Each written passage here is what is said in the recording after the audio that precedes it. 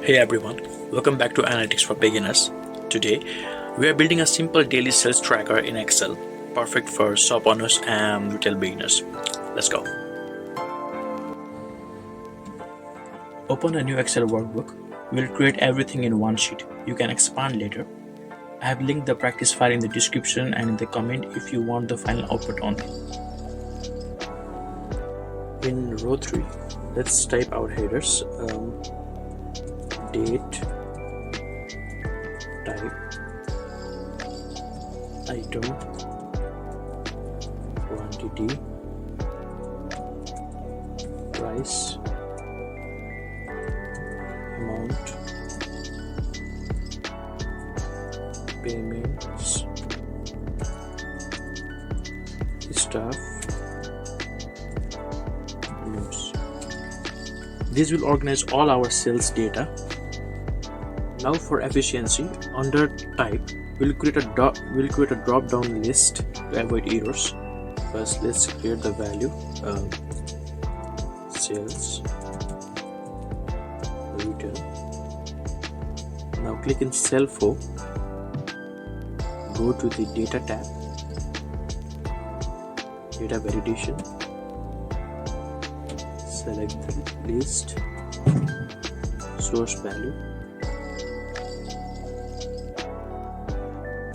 Apply. So it will create a drop down list. Now you can see sales. If you want sales, if you want return, you can choose the return. Let's stick with the sales. Let's do same for the payment type.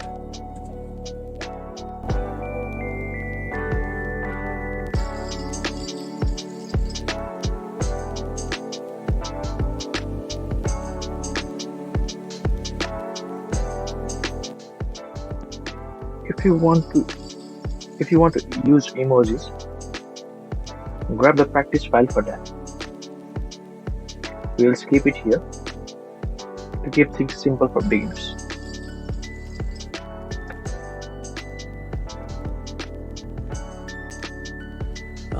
Let's add our first cell. Date November 10. Type sales, item, source, quantity 5, price, let's make it 100, amount is equal to E4 into F4. Then Excel will calculate automatically. Payment, let's choose cash, staff, region, notes, we don't know. And we are set. Now let's turn this data into a table. To select all data, just click the left corner of your data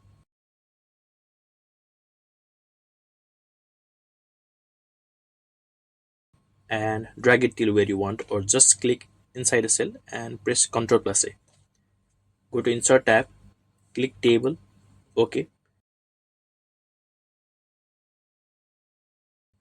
You can go to Table Design tab and change the designs. For now, let's stick with this.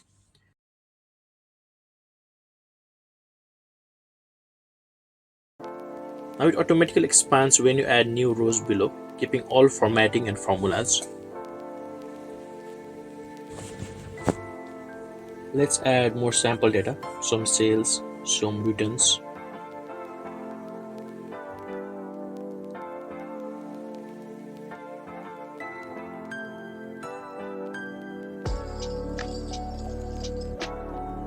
Notice how the table grows and drop-downs copy automatically.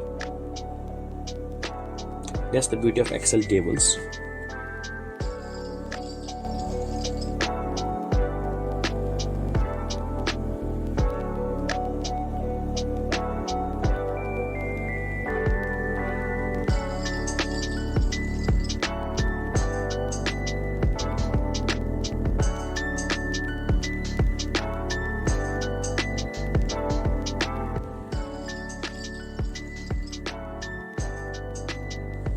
Let's give a heading above our table. Let's merge this cell. Let's type daily sales track. Let's make it bold. Give size 20. Now the powerful part. Let's add summary section. For that, let's insert row here in row 1. For that, you can just do right click, insert one row above, or you can just go to the sales group and click the insert. Let's click for 5 times.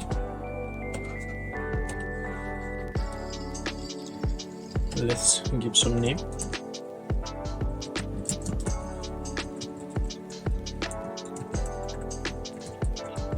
Total sales, total return,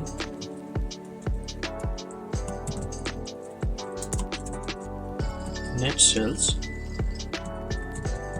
total transaction, number of transaction.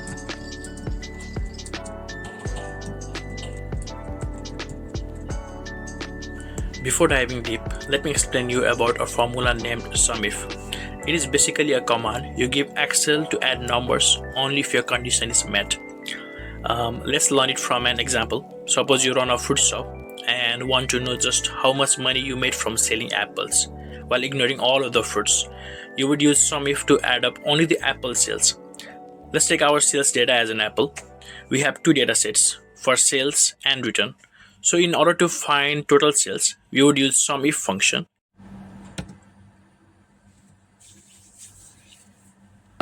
Now let's do it practically. Let's type our formula. It's equal to SUMIF. Now where to check? Since we want to check from type, let's click our cell. Just hold the left key, drag the cursor down, then comma. What to look for? Since we want the sales value, let's put in inverted comma sales and comma, then what to add. Since our data to add is in amount section, let's click here, hold the left key and drag the cursor down, put closing parenthesis or closing bracket, hit enter, done.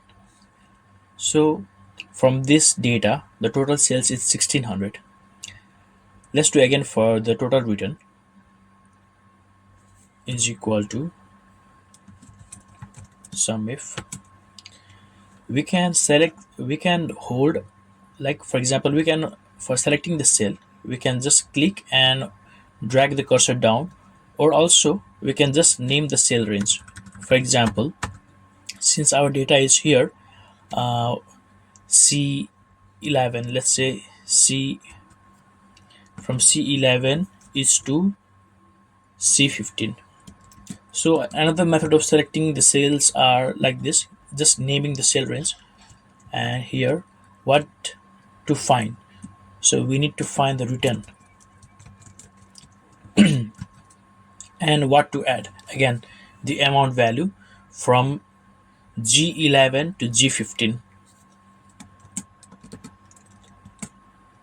G15. Give the closing parenthesis. Done. For net sales, it's just B2 total sales minus B3 total return. Now for number of transaction, we will practice COUNTIF. In simple explanation, COUNTIF is a command you give to Excel what to look and what to count. Let's again take example of fruit shop. Suppose you want to know just how many times you sold apples while ignoring all of the fruits. You would use COUNTIF to instantly count only the apple transaction. Likewise, let's do it practically.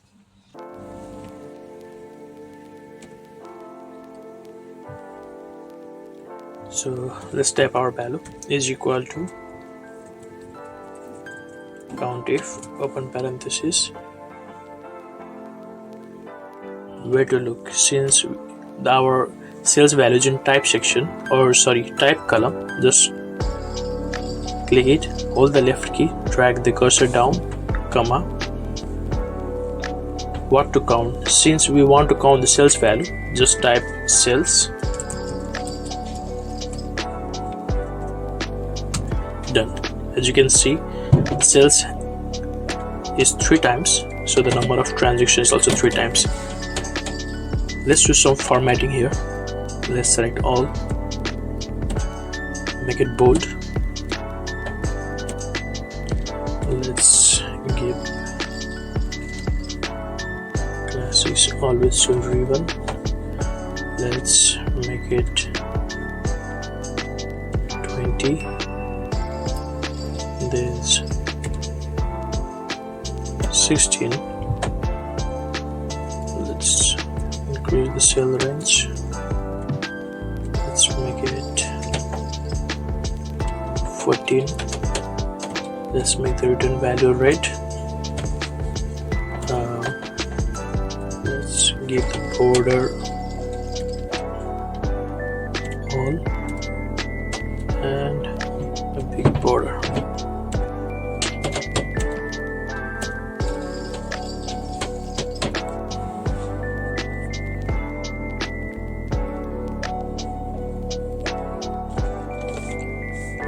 The best part of the formula is it updates automatically when we add new data.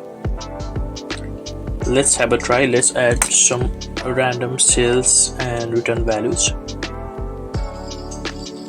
Let's pull the same date. Okay, no worries. Date doesn't matter to us. Let's make it sales. Socks. Price 50.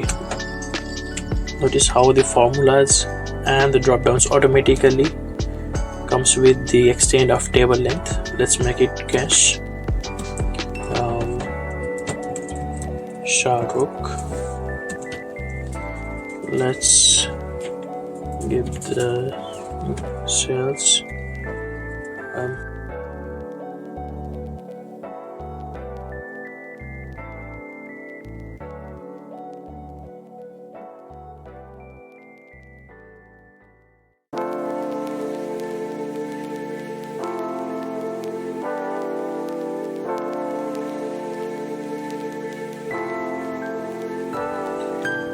Notice how this formatting, this sales value changes automatically as we increase or as we put the data in the cells. And one thing interesting about the table format is, as you can see, this is table right here. When we pull our table down, so it makes the data more readable. Like we know this is from item column, this is from price column.